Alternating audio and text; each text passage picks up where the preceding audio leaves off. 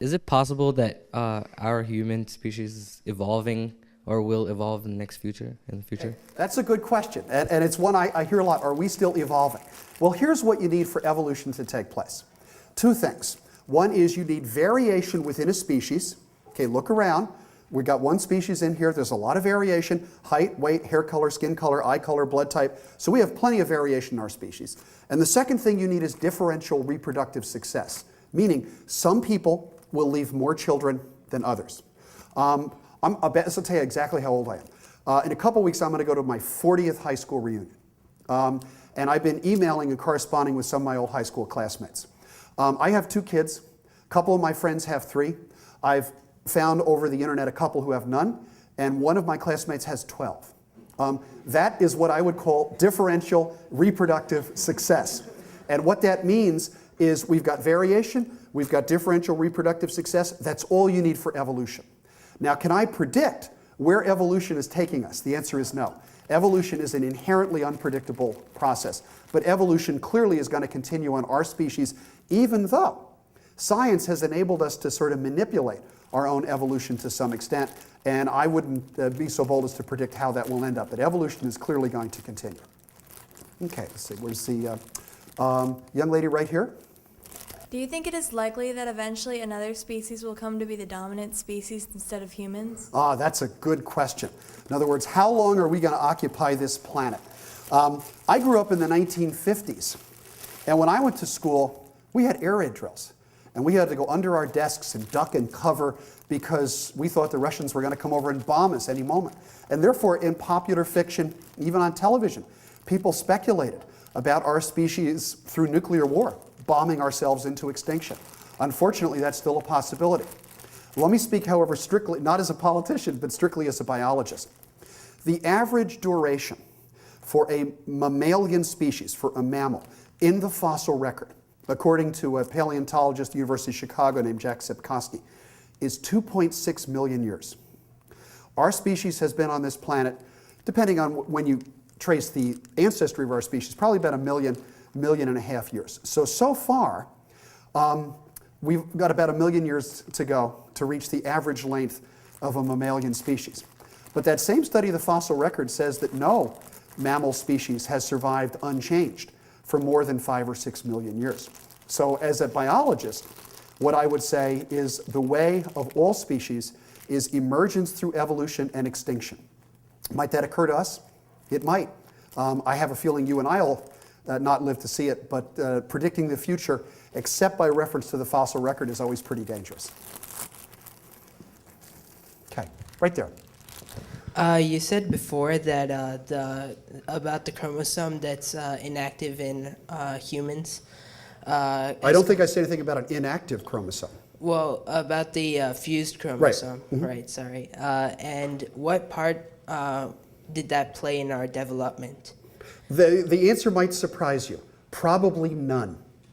And the reason for that is we can study chromosome fusions, which occur all the time, in laboratory mice, in fruit flies, and Drosophila, and other organisms.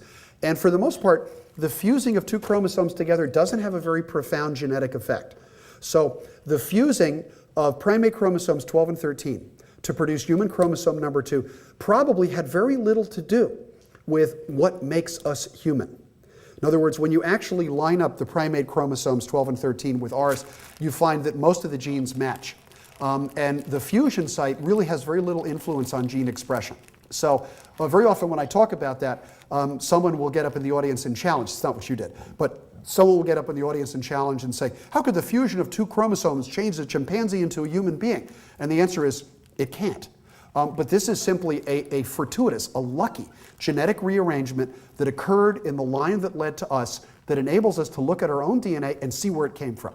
And in this case, we clearly came from an organism in which those 2 parts of chromosome number 2 were separate, and we can look around and we see where those organisms are. They're the great apes. So I want to thank you for your questions. I'll take some more. At the end. And now what I'd like to do is tell you a little bit about that trial. The trial involved events that took place in Dover, Pennsylvania. Dover is a small town. This is a high school that graduates about 150 kids a year. There are 4 high school teachers in Dover, that's all. And the reason I put the cover of my textbook up there was because in 2004, the teachers at Dover High decided that they wanted to buy new biology textbooks for their students. That's the book they picked. They then had to have this approved by the local school board. This is not the state of Pennsylvania, this is just the town of Dover. And a number of school board members didn't like the book. One of them was named William Buckingham, and he said what he didn't like about this book was that from beginning to end, this book is laced with Darwinism. You know how authors try to sell books by putting little quotes on the back jacket to tell you how good they are? Well, Joe Levine and I, my co-author, we're thinking about putting this on the back jacket of that book because we think under certain circumstances it might help us to sell books. But Mr. Buckingham and other board members persuaded the board to instruct the teachers in Dover to start preparing intelligent design lessons in schools.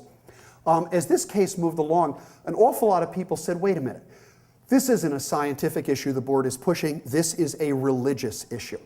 And as I mentioned, a trial took place about a year ago. A whole series of expert witnesses showed up in that trial. And I had the honor, if you want to call it that, of being sort of the first expert witness in the trial. It started a year ago yesterday. I figured that I would testify on Monday, get cross-examined, fly back to Providence, and give the lecture, which I always do Tuesday at 1 o'clock in my cell biology course. I had no problem. But my cross-examination went on and on and on, and I had to be on the stand for 2 days.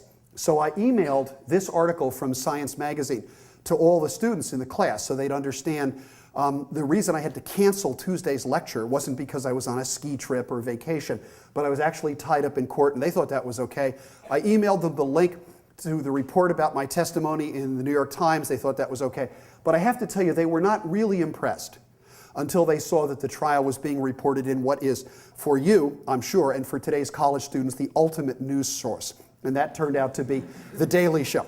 And as soon as they saw that Jon Stewart was reporting on the trial, they decided, that's cool, this is important, it's okay for the professor to be there.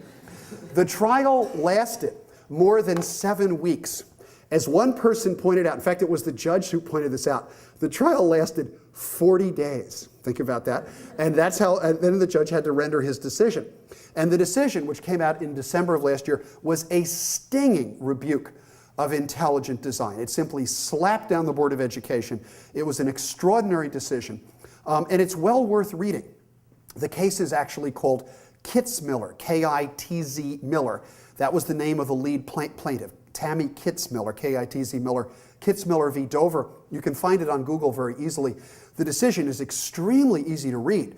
And this judge, who incidentally is a Republican conservative judge appointed by President George W. Bush and praised during his confirmation hearings as a strict constructionist, which he is, this judge wrote an exceptional opinion.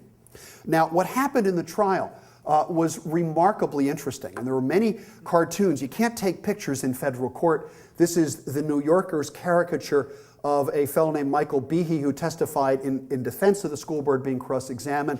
This is MSNBC's sketch of me in the courtroom being cross-examined in front of the judge by the lawyers to the other side.